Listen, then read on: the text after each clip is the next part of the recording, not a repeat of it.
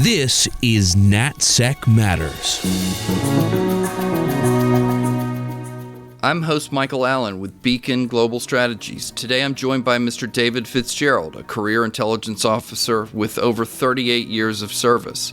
Spending the majority of his career in Latin America, Mr. Fitzgerald previously served as the Deputy Chief and Chief of Operations for Latin America and as a Chief of Station in various Latin American and war zone countries. Mr. Fitzgerald joins us today for a discussion on the rapidly evolving dynamics of cartel operations at the southern border and their implications for national security. Stay with us as we speak with David Fitzgerald. David, thank you so much for joining us on NatSec Matters. Michael, great to be here. Well, I really appreciate you and your longtime service to your country.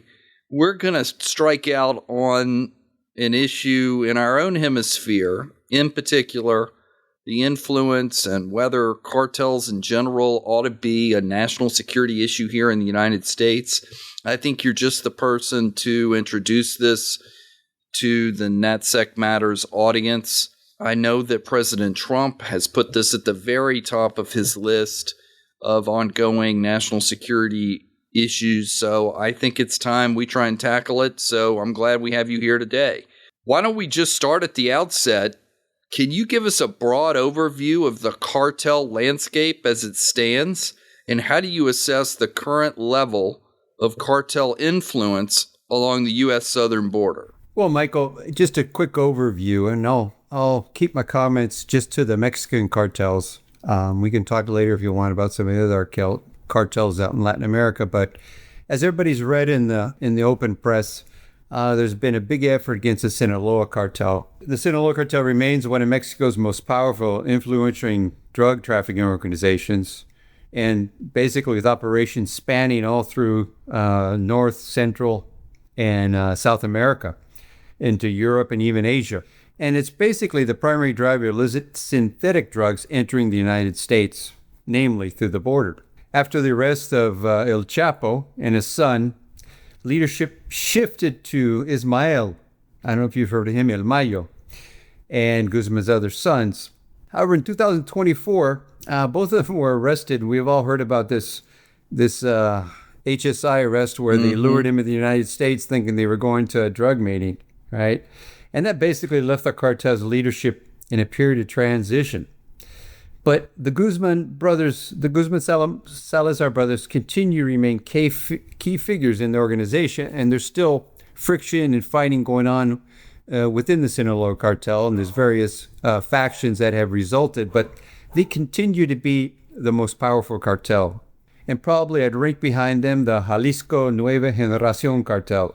Again, the CJNG is one of the fastest growing and most violent cartels, really responsible also for a significant portion of fentanyl and other deadly drugs that are trafficked into the U.S. It's currently rapidly expanding its territory, usually through violent conflict, including with groups including the Sinaloa cartel. They're fighting in various areas of their territory in Mexico as we speak. Then maybe you have the Gulf cartel. It's one of Mexico's oldest criminal organizations and has a long history of drug trafficking. But they're also heavily involved in fuel theft, but also conflicting violent conflicts with their rivals. There's a few other more notable cartels, smaller but yet still players in the game. You have the Knights Templar cartel, El Movimiento Templario, and then you have the Familia Michoacana. You have a more regional cartel in the Tijuana cartel, which of course works in the Tijuana area in Baja California. You have a Juarez cartel, which has been weakened quite a bit due to its conflict with the Sinaloa cartel. And then you have really one of the old school cartels, the Beltran Ley organization, which split it off from the Sinaloa cartel, but still active in several states. Those guys are really known for their violent enforcement. So that's a lot more than I anticipated. So do any of these, and we don't have to go through every one, but do any of them have sort of peace arrangements with some of their neighbors? What exactly are they fighting about? I mean, is it turf in Mexico, or is it more about the approach into the border with the United States, and they want to control as much of that throughway as possible? There's basically three issues which are causing these conflicts, and that is turf, as you mentioned. Number two is routes. Who controls the routes into the U.S. and also shipping both precursors and cocaine and other narcotics into Mexico. Who owns those routes? And then the third issue is, of course, the issue of who's divvying up the pie, because we're not only talking about narcotics trafficking, we're talking about the diversified and all kinds of illicit activities. Yeah. And so how is the cartel landscape changing? And is it still a lot about cocaine, or has it moved all to fentanyl? How should we think about it? Well, I would argue it's more like a corporation that has now ventured out and bought up other corporations and diversified its interest in business. So one of the things that most people overlook is the large amounts of profits that these cartels make from petroleum theft. One of the little known facts is that because in Mexico itself, they produce a lot of petroleum. However, they don't have the capacity to refine all the petroleum they produce in order to meet the domestic market. So what they have to do, they ship a lot of the petroleum into the U.S., usually around the Texas border, the refineries along the Gulf Coast, and then they ship it back to Mexico for domestic use in gas stations, in heating oil, everything you can think of as far as finished petroleum products. This has probably become their second most profitable business, just the volume. You've heard about explosions where some of the oil pipes that they've actually got into the oil pipes, they're siphoning petroleum off it, and also hijacking finished petroleum products coming back into the U.S. And we're talking billions of dollars a year that the Mexican government is losing in profits and in income. I see. Well, that makes a lot of sense. And then they make a lot from human trafficking as well, I gather. Yeah. Human trafficking is really, as far as the illicit businesses, it's probably become or had become one of their most profitable and least risky. So it's kind of a low risk, high gain business for them. And what we saw over the last few years with the last administration was the Mexican cartels basically controlling the human trafficking network all the way from basically, say, Panama and down to the border. They realized quickly how profitable it could be. They formed liaisons with, for example, the Colombian Clan de Golfo that was trafficking the migrants through the Darien into Panama. Yeah. And then down through Central America and then up to the border. These were all being controlled by the cartels. Each cartel kind of had their hand in it. That gets back to my point earlier about fighting for routes. Yeah. Fighting for the trafficking routes were just as important for them as they were for the narcotics routes. All right, let's get in a little bit to the U.S. government approach to the cartels. So we've heard going back into the 1980s about the U.S. war on drugs. Where are we in the plot? Have they stayed a steady target of our intelligence community and the DEA and others, or has it waxed and waned?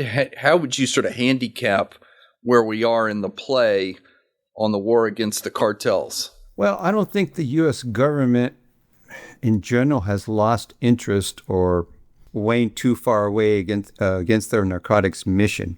I think what's affected it more than anything is the different host governments that you have to deal with. And I'll use example as Colombia. Colombia, it was and Plan Colombia, I don't know if you're familiar with Plan Colombia, was a multi-billion-dollar program. It was all a government approach to basically stopping them from being a failed narco state and enhancing their ability to function as a democratic, transparent society. And in general, I think most experts or most analysts would tell you it was very successful. At the time, you had a government that was willing and able, right, to take on the traffickers. Colombia had an advantage too because you had much more of a national system where the national government controlled much more aspects of society than in Mexico, where it's a federal system, much like the U.S., where you have federal laws, state laws, and different municipalities.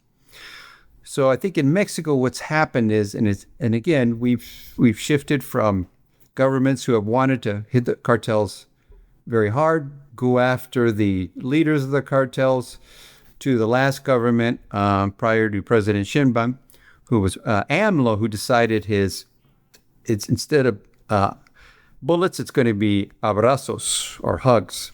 And that was quite frustrating across the spectrum for the U.S. government. And that's DEA, intelligence community, State Department, everybody. It was very difficult to try and really work efficiently and directly against the cartels. As you know, DEA was kicked out of Mexico. Not kicked out, but their units they worked with, they were closed. They were put on a short string. And that was all after the arrest of the former Minister of Defense for narcotics trafficking when he flew into Los Angeles. So I would argue that in general terms, the U.S. government has always focused on the narcotics issue, but what's affected more than the focus of the U.S. government has been the willingness and the ability of the host government to work with us. Got it. So is it truly a national security issue for the United States? And of course, we're worried about the deaths here in our country and our children and the rest. But does this rank in your mind into a national security issue?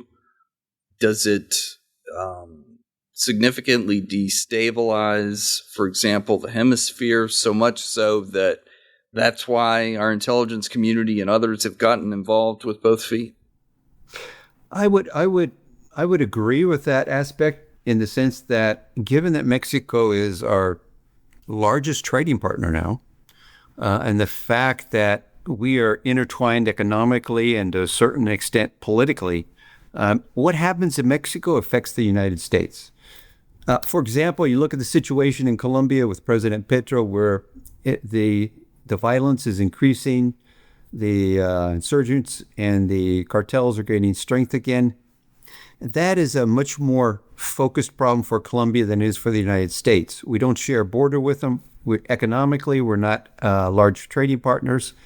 The fact that if Mexico would reach the point where it would become a failed state or a narco state, that would have a dramatic effect on not only our security, but our economy. And there's certain side areas to that, as most people can understand. The fact that what narcotics does to our society in general, the loss of human life, the loss of income, the economic effect it has. Now with the synthetic drugs, it's even come worse as far as our ability to stop this, because the source countries are no longer, say, Mexico for heroin and Colombia for cocaine. Now we have precursor chemicals coming from all over the world, and Mexico is used just to produce the chemicals rather than being the source country for the chemicals. Got it. That's interesting.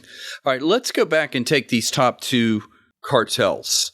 You mentioned that there's Sinaloa and Jalisco. What are their objectives? Is it to cause the disruption or destruction of all of their sort of competitors? Or do these cartels, do they coexist at the same time? Well, I don't think too many Mexican cartels coexist. I think it's a question of who's the strongest, who has the most influence. I don't know if you remember the case of the general director of the Mexican Federal Police. He's serving, I think, a 30-year sentence in federal penitentiary now for narcotics trafficking. Again, he had been corrupted by the Sinaloa cartel, and he was a great partner for our law enforcement and intelligence community because he was giving up everybody else and the other cartels. Everybody thought he was a very effective law enforcement officer. But at the same time, his real job was to maintain the Sinaloa cartel, right? Maintain their operations and inform them of any operations against either the cartel or their leaders. So this is a problem. The cartels, I've never seen them work together. You may have areas of the country where you have what they call plazas, where you have certain plazas which are basically just regional or local cartel leaders but that belong to one of the other cartels. They may work together as far as trafficking, as far as transportation. We saw some of that in the human trafficking. But I don't think we'll ever get to the day where they actually work together. Same thing we saw in Colombia with the Cali cartel and the Medellin cartel, where they were just fighting it to the death. So I remember hearing so much about Plan Colombia when I worked on the Hill, and it being one of the more successful U.S. overseas programs because we were able to empower the Colombians to defeat some of the cartels down there, or at least degrade their influence tremendously. And I've heard others say, you know what, I wish we could recreate that success in Mexico. But they're totally different, right? And the Mexican government, I believe, it's more of a political issue there if they're seen as cooperating deeply with us. Isn't that a big issue? That's a very big issue, Michael. You're spot on. I think it's kind of like compared an apple to an orange. In Colombia, we had a willing government that accepted us, that was wanted the Americans working with them on the military side, on the law enforcement side, on the intelligence side. In Mexico, we have good cooperation, but not at the level we had in Colombia. And then you have the politics that will always be a factor, and no matter what we do with the government of Mexico. Yeah, we're just so close physically that there's just so much extra politics involved. Is that what you mean? Right, in the history between us. In fact, if you look, here's something people don't realize. If you read the Mexican Constitution forbids any deployment of foreign military troops in Mexico other than those who have been accredited as military attachés. So whereas in Colombia, we had a large military presence that worked hand in hand with the Colombian military, that would be almost impossible to do on that type of scale in Mexico. We're going to take a quick break, and we'll be right back with more of our discussion with David Fitzgerald. Beacon Global Strategies is the premier national security advisory firm. Beacon works side by side with leading companies to help them understand national security policy, geopolitical risk, global technology policy, and federal procurement trends. Beacon's insight gives business leaders the decision advantage. Founded in 2013, Beacon develops and supports the execution of bespoke strategies to mitigate business risk, drive growth, and navigate a complex geopolitical environment. With a bipartisan team and decades of experience, Beacon provides a global perspective to help clients tackle their toughest challenges. Now, enter President Trump. He comes in, he enunciates that border security is a top national security issue, not just maybe a homeland security issue like the Bush administration used to classify it as. And apparently, if you believe the newspapers anyway, the intelligence community is getting more involved. You certainly cannot discuss classified operations, but I wonder if you would classify the role of intelligence sharing and interagency cooperation in tracking the cartel. Oh, well, that's always been key, Michael. In fact, the intelligence committee consists of, I think it's 17 members now. And that includes the FBI, includes DEA, includes HSI, and not only the CIA and some of the other traditional members of the IC. So by all means, we pass intelligence to the Mexicans for action. If DEA, FBI is running a case here in the United States and they have actual intelligence that they feel secure enough to pass it to the Mexicans for action, they'll do it, of course. Plus any information or intelligence that they're developing on the ground. But I think the issue is not the cooperation. I think the big issue is the ability to function without having the intelligence being basically corrupted by members of the Mexican law enforcement or intelligence community that are working for the cartels. We saw that in Colombia in the 80s and the 90s, and then you had various ways that you tried to do workarounds as far as working with units that you believe were vetted and quite functional and free from the corruption of the cartels. There's really no other way to do it. However, in Mexico, it's a bit more complicated because unlike Colombia, where you had a national police, in Mexico, you have the gendarme, which is kind of a national police. You have the state police. You have the municipal police. You don't have that one-size-fits-all, one-stop where you can go to and work with. So the corruption reaches all levels, and it's just an ability to find the right people to pass that information to, which can be very difficult at times. Yeah, I see what you mean. Okay, so David, I wonder if you might explain to us the difference between authorities that the U.S. government can use when this is an actual, let's call it, bona fide national security issue versus more of a criminal issue. Walk us through some of the safeguards here. Sure, Michael. As I think all our listeners are aware, President Trump designated the Tren de Agua, MS-13, and the Sinaloa Cartel as terrorist organizations. Right? A lot of people were upset. Well, why are you doing this? Is this a political game you're playing? In actuality, there's a lot of, I think, of good that could come out of that. First of all, just like you have in with the fight against ISIS, the fight against Al-Qaeda, this authority provides authority to block all property and interests of the designated cartels that are in the United States or in the possession or control of U.S. persons. So basically, if we find out they have any financial assets, businesses, property, anything in the U.S., we can automatically go after that. You have also the OFAC sanctions, the Office of Foreign Assets Controls. This is also another great tool to use as far as going after assets of these cartels. So it's broadening the toolkit then. Much broadening the toolkit. You also have expanded criminal liability and prosecution tools that our federal prosecutors can use, right? Right. The FTO designation enables federal prosecutors to use which we used a lot during the CT fight, material support of terrorists, which is a criminal statute. That means you just help a cartel or one of the designated cartels. That person can now be arrested for material support, whether it's providing facilitation, providing financial support, providing a safe house, you name it. It's a broad statute that the U.S. government implemented very successfully during the fight against counterterrorism. Right? You can fast track terrorism charges against cartel members, bypassing all kinds of internal approvals and requirements. And you can also take immediate action to dismantle these organizations. You get much more resources you can bring into the investigations. You can use the Foreign Corrupt Practices Act, asset forfeiture tools. There's all kinds of things. Law enforcement can even coordinate much more closely with the IC, because this would fall then under the national security framework. And you can leverage these authorities for all types of surveillance, interdiction, and disruption efforts.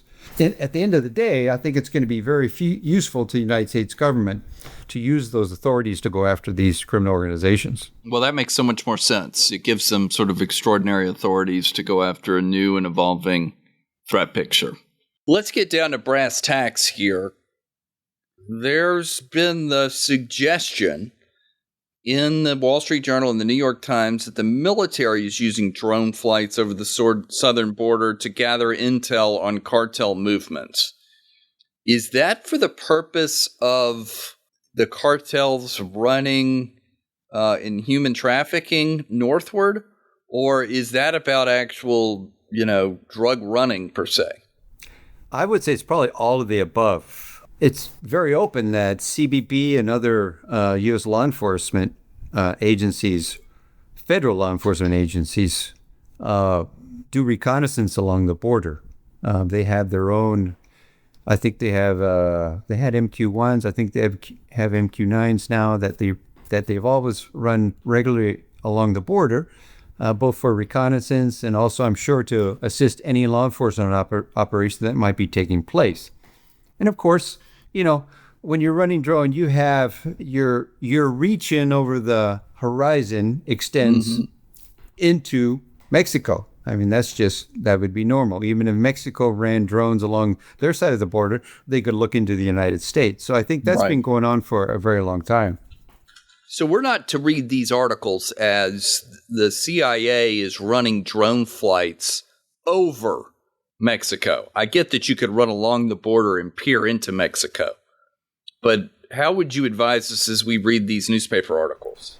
Well, the only thing I'd say about that, Michael, I have no information where I could confirm or deny that. The only thing I'd say of that is if the CIA was doing that, there's no doubt they'd be doing it with the Mexican government's cooperation. Yeah. In today's world, you're not going to hide a MQ-1 or an MQ-9 just a standard FAA type radar. It's going to show up.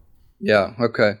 So where I'm going with this is, and I agree and know that it was only during a election period in the Republican primary, but you heard all sorts of promises or vows from some of the Republicans who were running for president that they might have a drone program. And by that, I mean the type of thing that we saw to go after terrorists. So armed drones.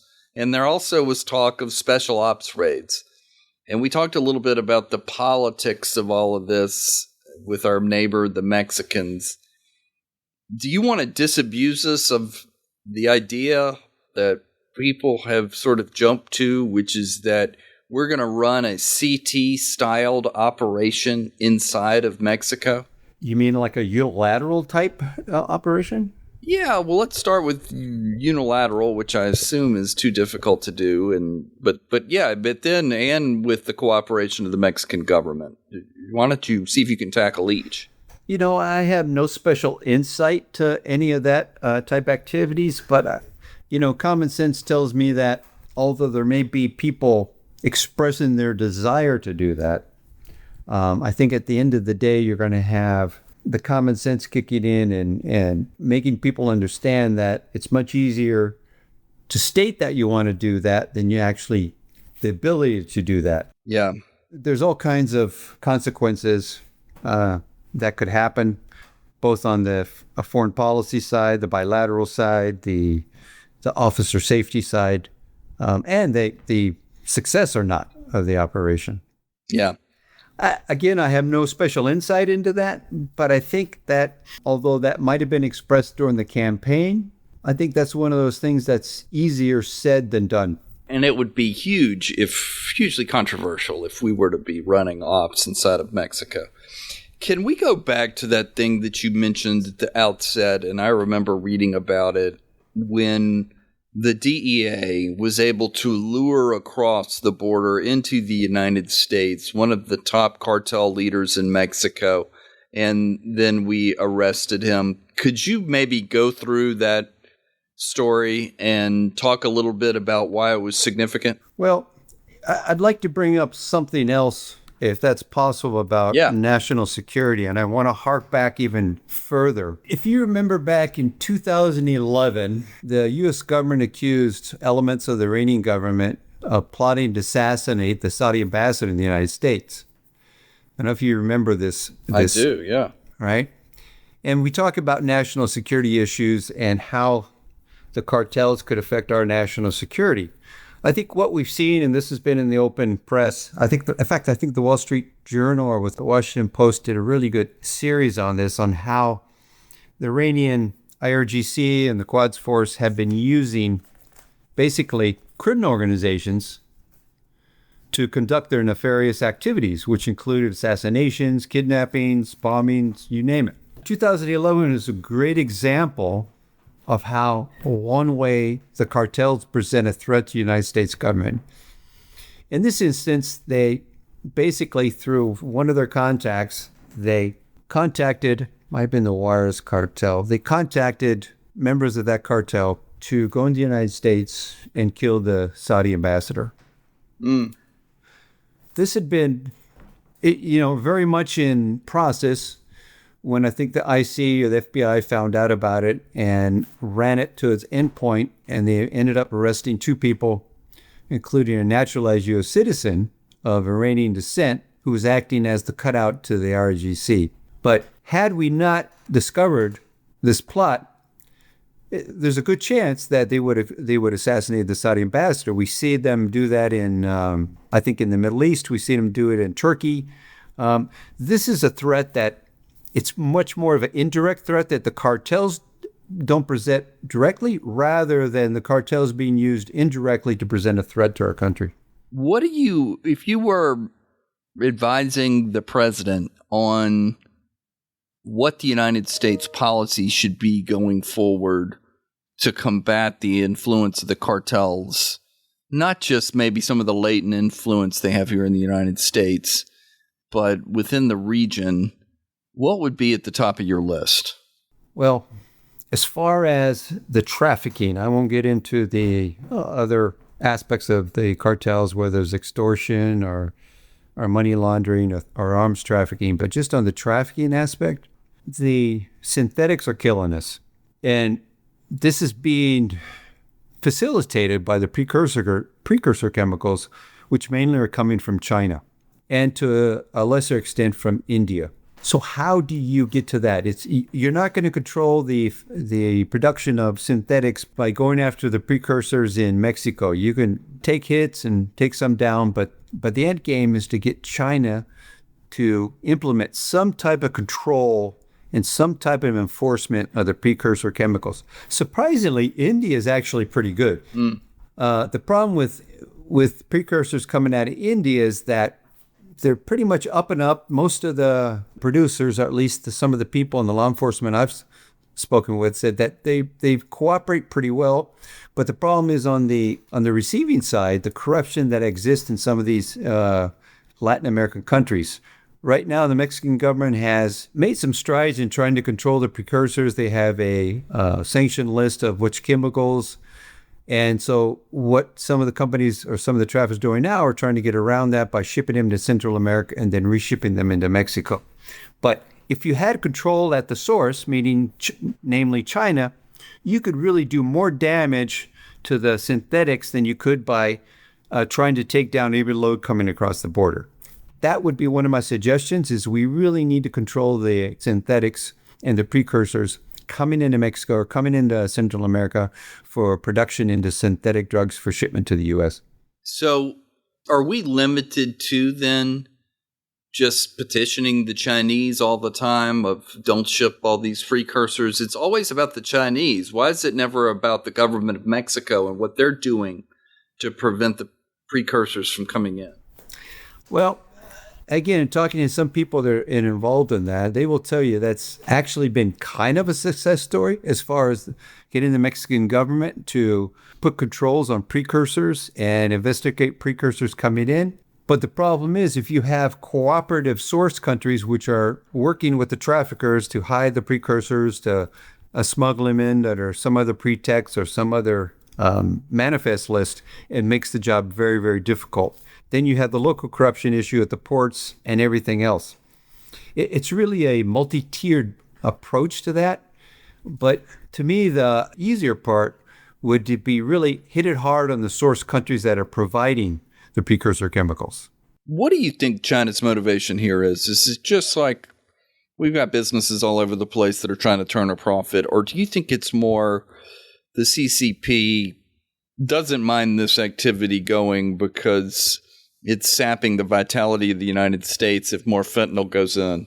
Is that too conspiratorial, or do you see that as a instrument of their campaign against the United States? You know, Michael, and this is just conjecture, nothing more, but my speculation is it's twofold. Number one, they view that as a bargaining chip in the trade negotiation, right?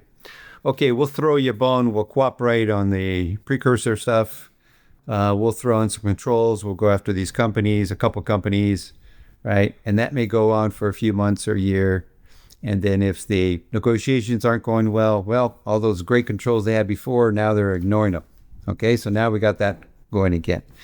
And I have to agree with some of the speculation out there. I think not that it's a specific policy of the CCP to harm the U.S. Rather, they view it as a kind of an extra benefit It's like, okay, well, we can use the precursors as a bargaining chip, and in the meantime, we get a 2-for-1er because it's degrading American society.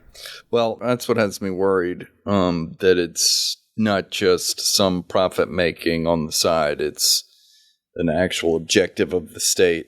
All right, well, as we begin to wrap up here, talk to me a little bit about, and this is a big problem for the U.S. government as we try to meter our involvement in overseas operations.